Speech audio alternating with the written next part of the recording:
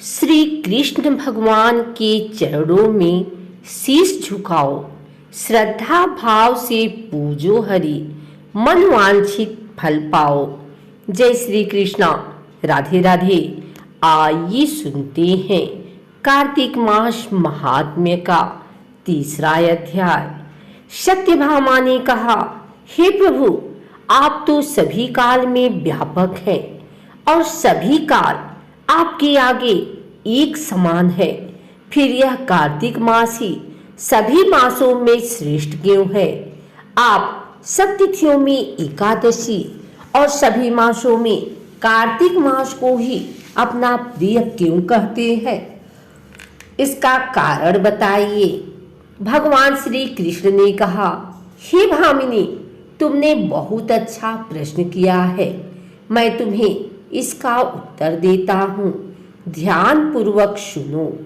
इसी प्रकार एक बार महाराज वेन के पुत्र राजा पृथु ने प्रश्न के उत्तर में देवर्षि नारद से प्रश्न किया था और जिसका उत्तर देते हुए नारद जी ने उसे कार्तिक मास की महिमा बताते हुए कहा, हे राजन, एक समय शंख नाम का एक राक्षस बहुत बलवान एवं अत्याचारी हो गया था।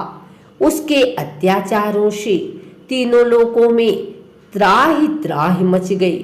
उस शंखासुर ने स्वर्ग में निवास करने वाले देवताओं पर विजय प्राप्त कर इंद्र आदि देवताओं एवं लोकपालों के अधिकारों को छीन लिया।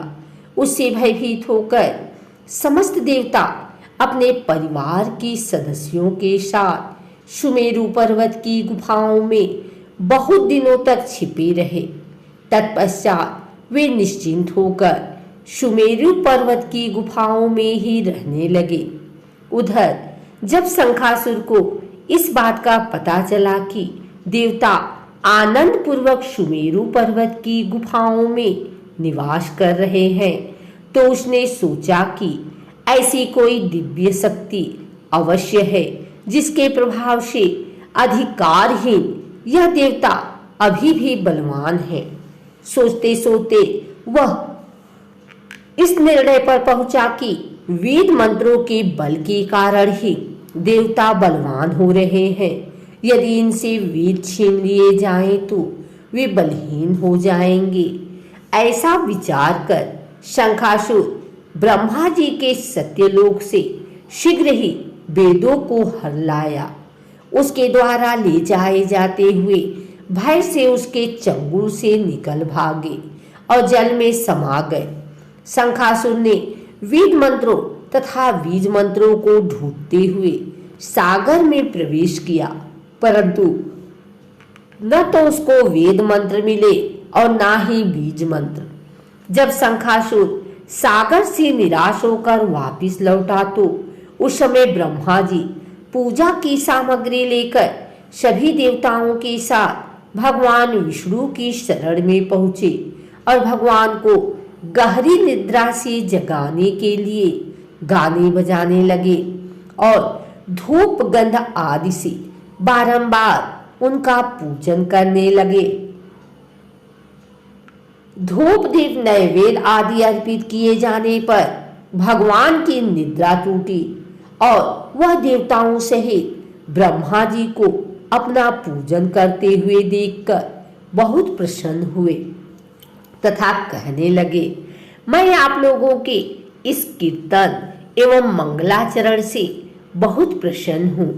आप अपना अभीष्ट वरदान मांगिए, मैं अवश्य प्रदान करूँगा। जो मनुष्य अश्विन शुक्ल की एकादशी से देवोत्थान एकादशी तक ब्रह्म मुहूर्त में उठकर मेरी पूजा करेंगे, उन्हें तुम्हारी ही भांति मेरे प्रसन्न होने के कारण सुख की प्राप्ति होगी। आप लोग जो पाद्य, अर्घ्य, आचमन और जल आदि सामग्री मेरे लिए लाए हैं, वे अनंत गुणों वाली होकर आपका कल्याण करेगी। शंखासुर द्वारा हरे गए संपूर्ण वेद जल में स्थित है। मैं सागर पुत्र शंखासुर का वध करके उन वेदों को अभी लाए देता हूँ आज से मंत्र भी और वेदों सहित में प्रतिवर्ष कार्तिक मास में जल में विश्राम किया करूंगा। अब मैं मत्स्य का रूप धारण करके जल में जाता हूँ। तुम सब देवता भी मुनीश्वरों सहित मेरे साथ जल में आओ। इस कार्तिक मास में जो श्रेष्ठ मनुष्य प्रातः काल स्नान करते हैं वे सब यज्ञ के अवभृत स्नान द्वारा भली भांति नहा लेते हैं। हे देवेंद्र, कार्तिक मास में व्रत करने वालों को सब प्रकार से धन, पुत्र, पुत्री आदि देती रहना और उनकी सभी आपत्तियों से रक्षा करना। हे धनपति कुबेर, मेरी आज्ञा के अनुसार तुम उनके धन धान्य की वृद्धि करना, क्योंकि इस प्रकार का आचरण करने वाला मनुष्य मेरा रूप धारण करके जीवन मुक्त हो जाता है। जो मनुष्य जन्म से लेकर मृत्यु पर्यंत विधि पूर्वक इस उत्तम व्रत को करता है वह आप लोगों का भी पूजनीय है। कार्तिक शुक्ल पक्ष की एकादशी तिथि को तुम लोगों ने मुझे जगाया है, इसलिए यह तिथि मेरे लिए अत्यंत प्रतिदायिनी और माननीय है।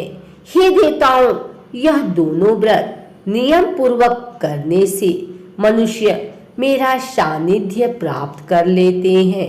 इन व्रतों को करने से जो फल मिलता है वह अन्य किसी व्रत से नहीं मिलता।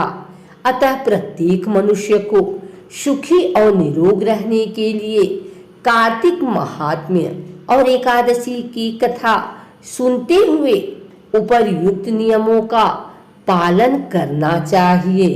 अगर आपको हमारी वीडियो अच्छी लगी हो तो इसे लाइक करें, कमेंट करें, शेयर करें। हमारे चैनल को सब्सक्राइब करके बेल नोटिफिकेशन ऑल पर सेट कर लें ताकि आगे आने वाली वीडियो सबसे पहले आप तक पहुंच सके। धन्यवाद।